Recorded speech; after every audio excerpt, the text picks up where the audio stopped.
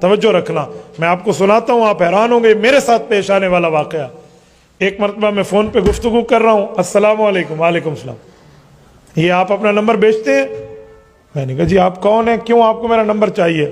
کہتے ہیں میرا انٹروڈکشن چھوڑیے، آپ اپنی اسکرین پر دیکھیے، آپ کے اور میرا نمبر ایک جیسا ہے، دونوں کا نمبر ایک جیسا تھا، صرف کوڈ کا فرق تھا، 333 میرے نمبر میں تھا، 345 اس کے نمبر پہ، باقی نمبر سیم تھا۔ تو اس نے کہا جی آپ بیچ دیں، میں آپ کو 3000 روپے دوں گا۔ تو میں نے اسے کہا جی آپ نمبر بیچتے ہیں، میں آپ کو 5000 دوں گا۔ مجھے کہتے ہیں بڑی اچھی دلیل دی ہے، میں کیوں بیچوں؟ میں نے کہا تیرا نمبر بھی تو مجھ سے ملتا ہے، خالی میرا تو نہیں رلتا نا۔ تو کہنے لگا کیا کرتے ہیں؟ میں نے کہا جی میں مسجد کا مولوی ہوں، چٹائی پہ بیٹھتا ہوں، اللہ اللہ پڑھتا پڑھاتا ہوں۔ ملاقات ہو سکتی ہے؟ جی ہو سکتی ہے۔ ملے، بیٹھے، گپ شپ لگی، مجھ سے پہلا سوال پوچھا، کہتے مجھے یہ بتائیں، ہر نماز میں ہم اللہ کو کہتے ہیں کہ یا اللہ ہمیں نبی کے راستے پہ چلا دے، تو آپ لوگ اس میں تھوڑی کنجوسی نہیں کرتے؟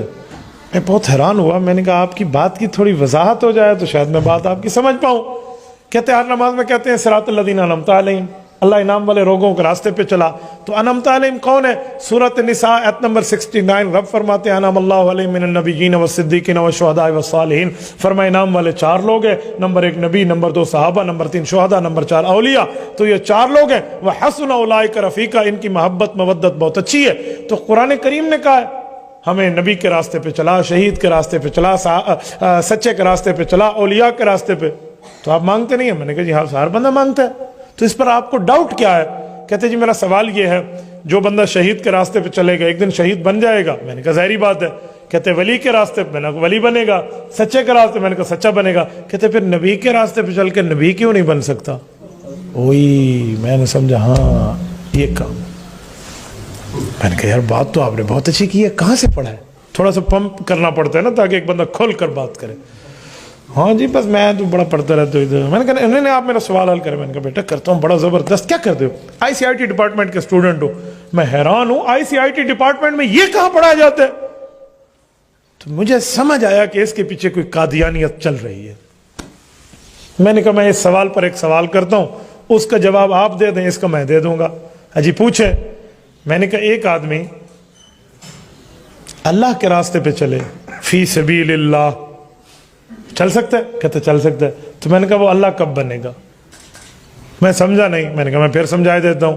آپ نے کہا نبی کے راستے پہ چل کے نبی کیوں نہیں بن سکتا؟ میں پوچھتا ہوں اللہ کے راستے میں نکل کے وہ اللہ کیوں نہیں بن سکتا؟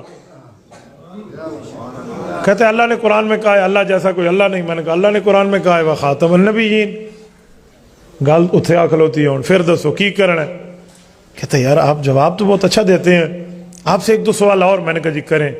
چھدرو میاں والی کے غیرت مند دوستو، وہ بندہ مرزائی نکلا، مرزائی، علی نام ہے، لڑکا ہے، کلین شیو ہے، 14ویں کلاس کے بعد آئی سی آئی ٹی ڈپارٹمنٹ کا یونیورسٹی، ہماری گومل یونیورسٹی کے اسٹوڈنٹ ہے، اور قادیانیت کی محنت دیکھیں۔ میں نے دل برا نہیں منایا، کیونکہ جو پوچھنے کے لیے آئے نا، طالب صادق بن کے آئے، اس کا احترام کرو، اس کو عزت دو، اس کو سمجھاؤ۔ تو میں نے سمجھاتا رہا، لیکن میں اس انتظار میں تھا کہ اصل بندہ اس کے پیچھے سے نکالوں ہے کون۔ یہ تو کلین شیو لڑکا ہے، برگر فیملی سے ریلیٹڈ ہے، اس کا کیا واسطہ قرآن سے اور تفاسیر سے؟ وہ ایک دن سوالات پورے ہوتے گئے، جب سوالات پورے ہو گئے تو ایک سوال کا جواب ہو گیا، تو مجھے کہتا ہے سر ایک بات ہے۔ میں نے کہا جی۔ اسی دوران میں اس کے گھر گیا 2-3 دفعہ، وہ میرے گھر آیا، اپنی فیملی کو لے کر آیا، یعنی اس کی امی تھی۔ تو مجھے ایک دن کہتا ہے کہ سر اگر آپ کو میں اپنے ٹیچر سے ملا لوں تو۔ میں نے دل میں سوچا وَلِهَذَا الْيَوْمِ أَرْضَعْتُهُ، آج دیوار واسطے ماں میں کو کھیر پلایا آئی۔ میں نے کہا جی مجھے ملا دیں، بہت اچھی بات ہے، ملوں گا، لیکن ایک بات ذہن میں رکھنا، اس سے جو گفتگو ہو نا، اس کو میرا بائی نیم آپ نے تعارف نہیں کرانا کہ یہ فلاں ہے فلاں ہے، ویسے ملانا ہے کہ میرے ایک دوست ہیں فلاں۔ جی ٹھیک۔ اب جب میں گیا ملنے، کیسے ملنے گیا؟ سرمد قادیانیوں کا مربی ہے، ٹورنٹو کینیڈا میں بیٹھا ہے، آن لائن چیٹنگ ہو رہی ہے، کمپیوٹر پر انٹرنیٹ کے ذریعے بیٹھ کر اور گفتگو چل رہی ہے، وہ وہیں سے پڑھاتا ہے، یہ ڈیرہ اسماعیل خان میں بیٹھ کے اس سے پڑھ رہا ہے۔ قادیانیت کی محنت دیکھیں۔ ہم سمجھتے ہیں بکافر اقلیت قرار آ گئے تو کھاتا موک گیا، نہ بابا نہ، بات پوری ہے۔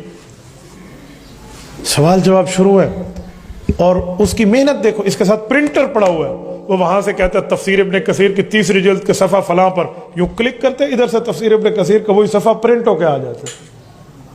میں بہت حیران ہوا، میں نے کہا جی واہ، بہرحال کیا حال ہے جی، خیریت ہے؟ کہتے جی مولوی تو نہیں ہوں میں، مولوی سے بات نہیں کرتا، میری داڑھی دیکھ کر پریشان تو ہو گیا، ٹھیک ہے، وہ شاہ صاحب گیلانی شاہ صاحب کہتے نہیں ہیں، دیکھ کر داڑھی میری تو مجھے ملا نہ سمجھ، ہاں میرے سر پر میری ٹوپی کے اضافے کو نہ دیکھ، ظاہری حلیہ میرا دیکھ کے پریشان نہ ہو، میرے مضمون کو پڑھ میرے لفافے کو نہ دیکھ۔ تو میں نے اسے کہا کہ ماشاءاللہ بس تبلیغ کی برکت ہے، اللہ پاک نے تبلیغ والوں کے ساتھ جوڑا ہے، تو جوڑا تو ہے، میرے 4 ماہ لگے الحمدللہ، جنت دی ٹکٹ تو میں بھی کی تھی بدل، تو بات تو غلط نہیں تھی۔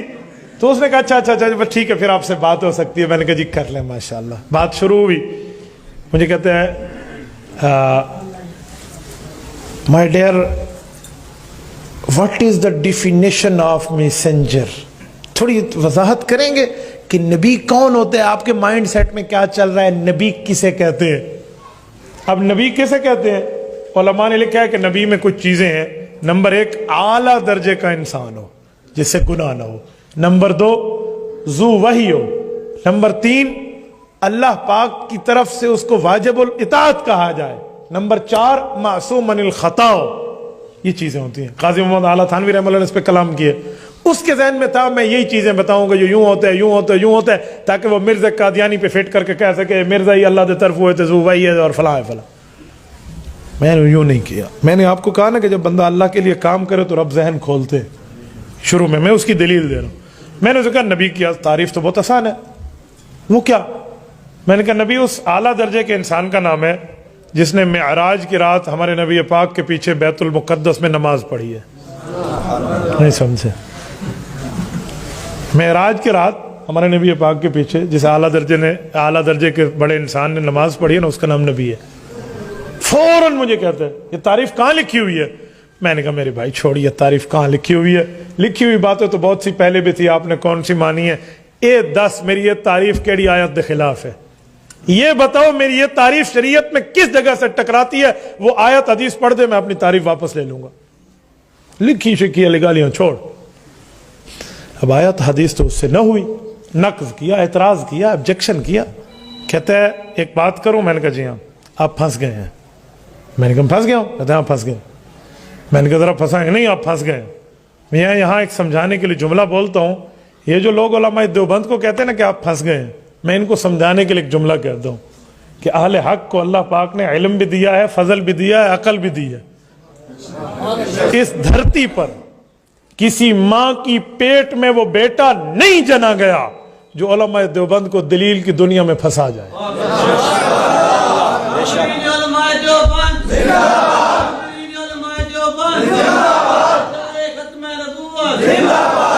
یہ پھونکے کسی اور کے سامنے بیٹھ کے مارا کرو، ہم آپ کے ان پھونکوں سے ڈرنے والے نہیں ہیں۔ جی پھنس گئے وہ کٹ ڈھاپڑی پچھیچ پیا ہو یا ناگ جڑا علماء دیوبند تو قابو نہیں تھیندا، نہیں کسی اور کے سامنے بندہ۔ میں نے ان جیسے کئی پھونکے دیکھے ہوئے ہیں۔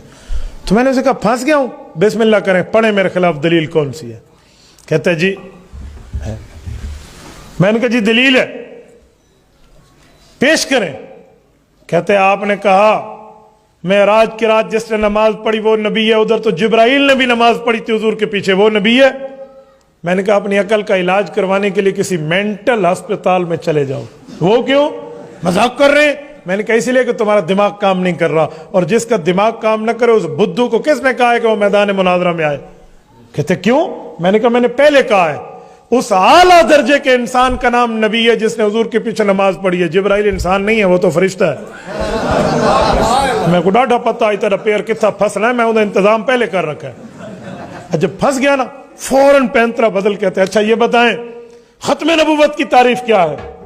حضرت مفتی محمود رحمۃ اللہ علیہ قبر پہ اللہ کروڑوں اربوں رحمتیں نازل فرمائے۔ حضرت مفتی صاحب کے سامنے بھی اس مرزائی بےایمان نے سن 74 میں یہی کہا تھا نا کہ ختم اللہ علی قلوبہم، ختم کا معنی مہر ہوتا ہے، تو خاتم النبی نزور، مہر لگانے والے مرزا لا دیتی ہے، مہر نبی ہے۔